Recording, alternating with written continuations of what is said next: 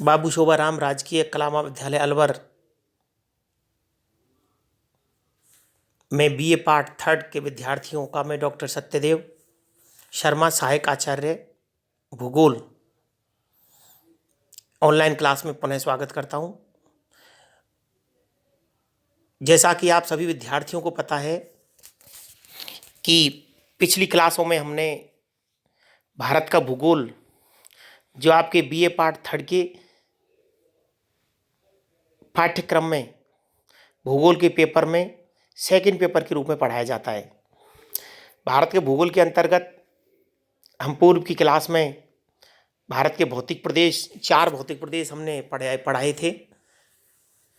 उत्तरी पर्वतीय प्रदेश number 1, number 2 उत्तरी मैदान क्षेत्र, नंबर 3 दक्षिण का प्रायद्वीपीय पठार और नंबर 4 तटीय प्रदेश एवं द्वीपीय प्रदेश।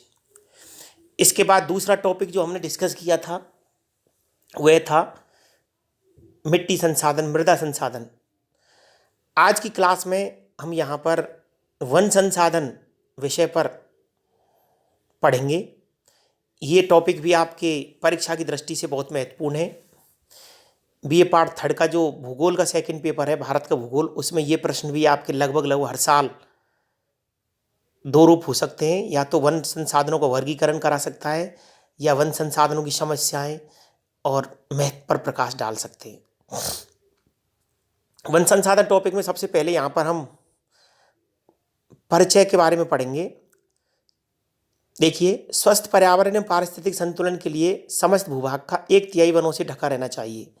देखिए, जैसा कि ये माना गया है कि कोई भी क्षेत्र हो, कोई भी प्रदेश हो, कोई भी एरिया हो, वहाँ का 1/3 भाग वहाँ के पारिस्थितिक संतुलन के लिए वनाच्छादित होना चाहिए। भारत में वनाच्छादित क्षेत्रफल 748 लाख हेक्टेयर है, जो देश के कुल क्षेत्रफल का 27.7% है, अर्थात 1/3 से कम है। जो न्यूनतम मापदंड है पारिस्थितिक एवं पर्यावरण संतुलन के लिए, उससे 33% से कम भारत में 27.7% ही वन संसाधन है। इसकी तुलनात्मक दृष्टि से हम देखें तो म्यांमार में 68%, जापान में 62%, स्वीडन में 55.5% और संयुक्त राज्य अमेरिका में 33% है। भारत के राज्यों में सर्वाधिक वन से आच्छादित अरुणाचल प्रदेश जो 87% है, जबकि बिहार में 17%, राजस्थान में 4% तथा हरियाणा एवं पंजाब में मात्र 2% क्षेत्र पर वन है। भारत में 93% उष्णकटिबंधीय वन तथा शेष 7% शीतोष्ण वन है। उष्णकटिबंधीय वनों में 50% पर्णपाती अर्थात पतझड़ वन है। भारत में वनों का उत्पाद प्रतिवर्ष मात्र 0.5 घन मीटर प्रति हेक्टेयर है, जबकि विश्व का औसत उत्पादन 2.1 घन मीटर प्रति हेक्टेयर है। भारतीय वनों का वर्गीकरण, भारत मानसूनी जलवायु का देश है। इसके बावजूद यहाँ अनेक प्रकार की प्राकृतिक वनस्पति पाई जाती हैं। बेहद अक्षांशीय विस्तार, तटीय फैलाव, वर्षा के वितरण की विषमता, उच्चावच पर्वतीय विविधता तथा वनस्पति के प्रकार के कारण यह वनों में व्यापक विषमता पाई जाती है। अब देखिए, अगर हम जो भारत के वन संसाधन जो प्रदेश है, भारत के जो वन हैं उनके प्रकारों की बात करें तो क्योंकि भारत में अनेक प्रकार की भौतिक विविधताएं पाई जाती हैं, बहुत अधिक अक्षांशीय एवं देशांतरी विस्तार भारत रखता है, तटीय फैलाव भी यहाँ पर काफ़ी अधिक है, वर्षा की वितरण की विषमता है कि कहीं पर बहुत ज़्यादा वर्षा होती है, कहीं पर सूखा पड़ता है, कहीं पर उच्चावचीय विभिन्नता है, कहीं पर पर्वत हैं तो कहीं पर मैदान हैं, कहीं पर पठार हैं। इन सभी विविधताओं के मद्देनजर भारत में वनों में व्यापक विषमता पाई जाती है और ये जो वनों की विषमता है ये अनेक प्रकार से आपके वनों के प्रकारों में अंतर करती है। भारत के वनों को मुख्यतः 6 भागों में वर्गीकृत किया गया है। उष्णकटिबंधीय सदाबहार वन नंबर 1, नंबर 2 उष्णकटिबंधीय आर्द्र पर्णपाती वन।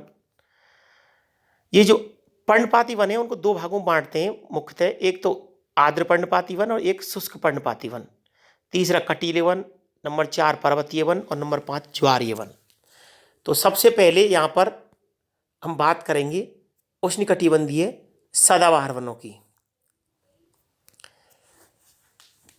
ये वन भारत के उन अत्यधिक आर्द्र एवं उष्ण भागों में मिलते हैं जहां औसत वार्षिक वर्षा 200 सेंटीमीटर से अधिक तथा सापेक्षिक आर्द्रता 20% से अधिक तथा औसत तापमान 240 के आसपास रहता है। यहाँ पर थोड़ा सा ध्यान रखना, ये थोड़ा सा मिसप्रिंट है, ये 240 लिखा हुआ है, यहाँ पर ये 24 डिग्री सेंटीग्रेड के आसपास तापमान रहता है। तो भारत के वो क्षेत्र जहाँ पर वार्षिक औसत वर्षा 200 सेंटीमीटर से अधिक है, वहाँ पर उष्णकटिबंधीय सदाबहार वन मिलते हैं। यहाँ पर उच्च तापमान रहता है, वर्ष भर अधिक वर्षा होती है, तो जिससे वन जो हैं घने होते हैं और उनकी ऊंचाई भी बहुत ज़्यादा होती है। वर्ष भर हरे भरे रहने के कारण इनको सदाबहार या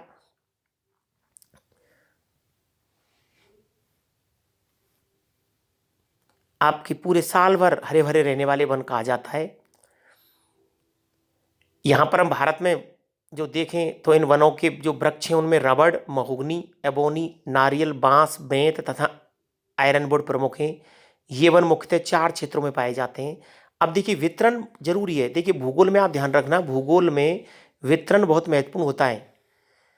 जिस तरीके से अर्थशास्त्र में आंकड़ों का महत्व है, उसी प्रकार से भूगोल में वितरण का, डिस्ट्रीब्यूशन का अति महत्व है। तो उष्णकटिबंधीय सदाबहार वने, उनके बारे में अगर हम बात करें तो अंडमान निकोबार द्वीप समूह क्षेत्र नंबर 1 कि अंडमान निकोबार द्वीप समूह क्षेत्र है, वहाँ पर वार्षिक वर्षा औसत बहुत अधिक है, सापेक्षिक आर्द्रता बहुत ज़्यादा रहती है और वार्षिक तापमान, क्योंकि अक्षांश विस्तार बहुत कम है, भूमध्य रेखा के आसपास का क्षेत्र है, तो यहाँ पर तापमान अधिक रहता है, इनके कारण यहाँ पर सदाबहार वन पाए जाते हैं। नंबर 2 है पूर्वोत्तर भारत। अब देखिए पूर्वोत्तर भारत में असम घाटी को छोड़ करके मेघालय, नागालैंड, मणिपुर, मिजोरम, त्रिपुरा, ये जो क्षेत्र है ये भी वार्षिक वर्षा औसत यहाँ पर भी अधिक रहता है। इस वजह से यहाँ पर भी आपके सदाबहार वन मिलते हैं। नंबर 3 है पश्चिमी घाट के पश्चिमी ढाल। अब देखिए जिसको मालाबार प्रदेश कह सकते हैं, पश्चिमी घाट जो क्षेत्र है उसके जो पश्चिमी घाट जो क्षेत्र है उसके पश्चिमी जो ढाल हैं, वहाँ पर केरल का जो पश्चिमी तटीय क्षेत्र है, गोवा, कर्नाटक, इन क्षेत्रों में आपके सदाबहार किस्म के वन पाए जाते हैं। और नंबर 4 है हिमालय का तराई क्षेत्र। तो हिमालय क्षेत्र के जो बिल्कुल दक्षिण का जो क्षेत्र है, तराई क्षेत्र जिसको कहते हैं, वहाँ पर भी सदाबहार वन पाए जाते हैं। इन वनों का क्षेत्रफल 46 लाख हेक्टेयर है। अत्यधिक सघन वन होने से एवं लकड़ी के अत्यधिक सख्त होने के कारण ये वन आर्थिक दृष्टि से अधिक उपयोगी नहीं है। फिर भी हाल के वर्षों में यहाँ वाणिज्यिक महत्व के पेड़ लगाए जाने पर काफ़ी बल दिया जा रहा है, जिसमें रबड़, तेलताड़ एवं मेहगनी के वृक्ष प्रमुख हैं। तो वनों के प्रकारों में सबसे पहले आज हमने उष्णकटिबंधीय सदाबहार वनों की बात की।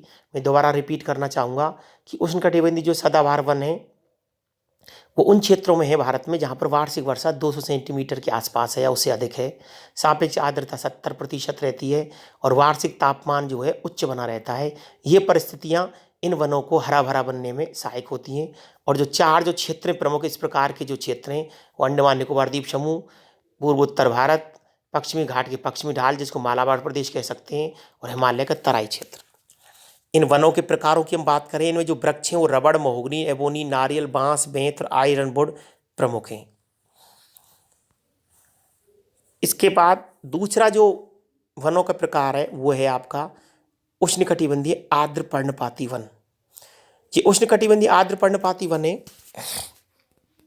इन्हें उष्ण मानसूनी वन भी कहते हैं। ये वन भारत के उन क्षेत्रों में पाए जाते हैं जहाँ वार्षिक वर्षा औसत 100 से और 200 के बीच पाया जाता है, अर्थात 100 सेंटीमीटर से 200 सेंटीमीटर के मध्य जो वार्षिक वर्षा क्षेत्र है वहाँ पर इस प्रकार के वन मिलते हैं।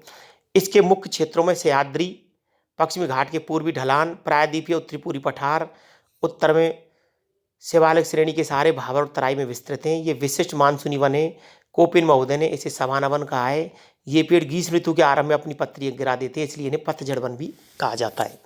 इन पेड़ों की ऊंचाई सामान्यतः 30 से 45 मीटर होती है। देखिए सदाबहार वनों में जो पेड़ों की ऊंचाई वो 60 मीटर तक होती है, यहाँ पर यही ऊंचाई 30 से 45 मीटर होती है। सागवान एवं उत्तरी क्षेत्र में पाए जाने वाले सखुआ इसके प्रमुख एवं आर्थिक दृष्टि से महत्वपूर्ण पेड़ हैं। इसका सर्वाधिक क्षेत्रफल मध्य प्रदेश में है।